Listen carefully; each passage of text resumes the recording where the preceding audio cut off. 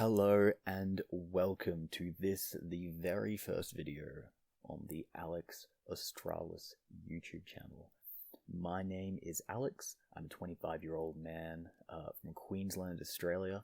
I'm a progressive and I have a Bachelor of Arts, majoring in both journalism and creative writing. On this channel, I will be covering the news, mainly politics from Australia and the US and around the world when events call for it. And I'll be providing progressive commentaries on media, doing media critiques, stuff like that. And also we'll be doing a little bit of gaming, as you might see on screen at the moment. In future, I hope to start doing streams once my terrible Australian internet speed will permit. And potentially do things like conducting interviews with some bigger progressive YouTubers and streamers. So if any of that sounds like it may interest you, please like the video, subscribe, and hit the notifications bell because there will be more to come. But enough about me, on with the first episode. So Elon Musk, the South African billionaire who you may have heard of, he is the owner of such companies as Tesla and Twitter. He has been increasingly cozying up to the far right in recent months, becoming increasingly more unhinged, authoritarian, and reactionary on his Twitter account, which is just great to see. And this is a trend that has dramatically accelerated since his purchase of Twitter, with such actions like unbanning the ex-US president and attempted coup doer Donald Trump, to calling for the prosecution of Dr. Anthony Fauci, who you may remember is the man who oversaw much of the US's response to COVID-19, and he did that last one while mocking trans people, because of course he did.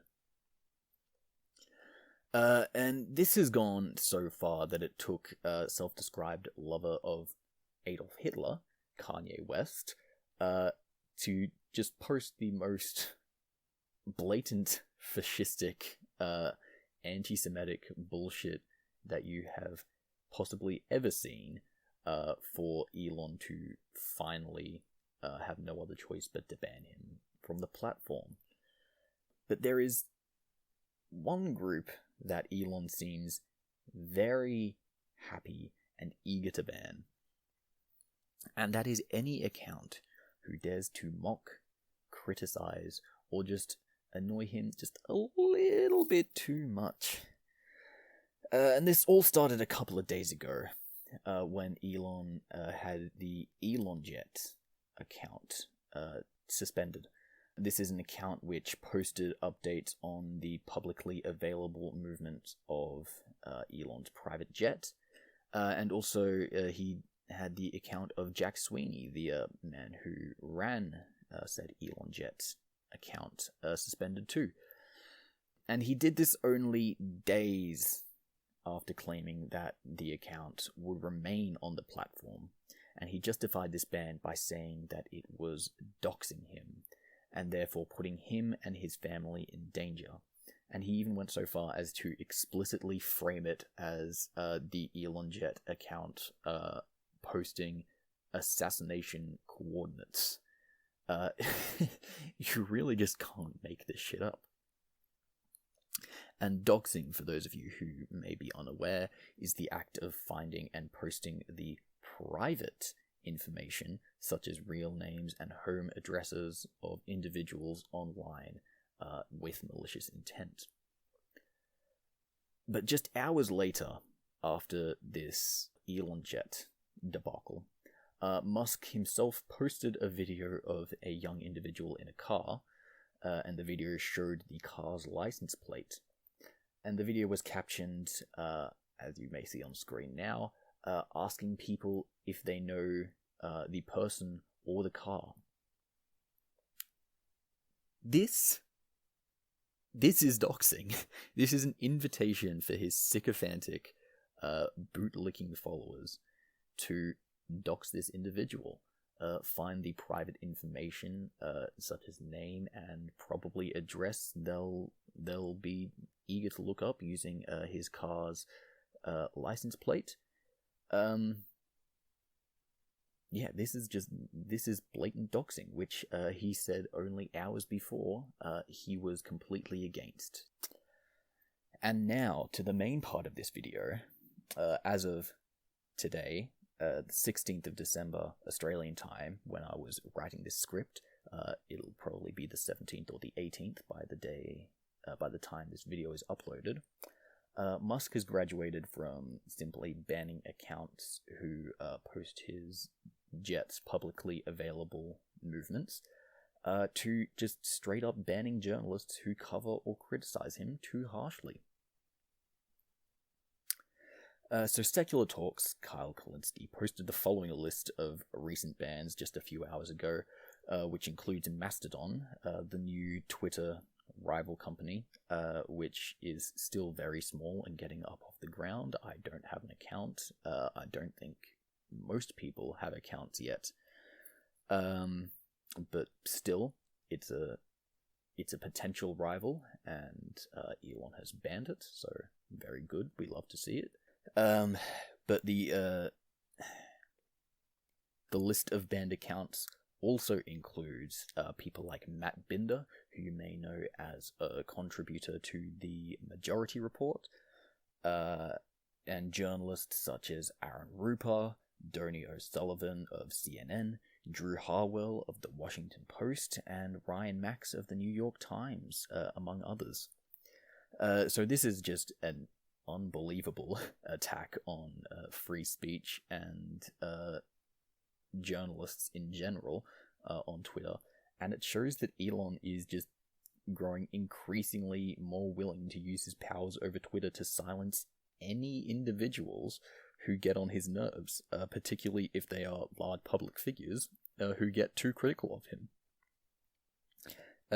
These actions show the true values and attitude of Musk and all the conservative free speech absolutists accounts who are applauding him and these actions. They show that conservatives are not actually interested in truly free speech. They never were. They never will be. All they actually care about is protecting their own ability to spread misinformation about vaccines and climate change, and protect their ability to call LGBT people groomers, say slurs, and generally just be bigoted, racist, conspiracy theorist piece of shits online without any pushback or consequences. That's all they care about free speech for. They are not interested in protecting the speech of anyone who disagrees with their worldview, anyone who damages their fragile egos, or anyone who wants to promote progressive ideas. If you're anywhere to the left of, like, Ronald fucking Reagan, these free speech absolutists like Musk will cheer as your platforms are taken away, happy that they get to watch as Twitter owns the libs. But what's slightly funny in this situation is that this treatment, the unwarranted banning of progressives and journalists, is what conservatives claimed was happening to them before Musk bought Twitter. Think back to mere months ago when conservatives would constantly proclaim that Twitter was a completely left-wing bias website in which they were being unfairly treated and banned from simply for holding conservative views. And this is something which, in reality, has never been the case, as evidenced by accounts like Libs of TikTok, whose posts have resulted in literal bomb threats at Children's Hospital, and Matt Walsh, self-proclaimed fascist and probable pedophile, who constantly posts borderline genocidal rhetoric about trans people, still having their platforms, and the former even getting preferential treatment by Twitter's moderation team. But one positive to take away from this situation is that Musk's actions could, keyword could, actually bring about some real consequences which end up truly hurting him. Advertisers had already started to shy away from advertising on the platform following Musk's tumultuous acquisition of Twitter, with over a third of the platform's biggest advertisers having pulled their ads from Twitter by late November, according to a Washington Post article. This blatant crackdown on criticism on the part of Musk, which specifically targets journalists, could not only be a trigger for more advertisers pulling out of Twitter, but it could also be a signifier that a loss of government funding and subsidies for Musk's companies, of which they have accepted billions, could be on the books too. Because at least one government representative has been publicly questioning his actions already. So, will this be the straw that breaks the camel's back and causes Twitter's downfall? Probably not. But if the platform does die, you can bet your ass that this will be one of the nails in its coffin.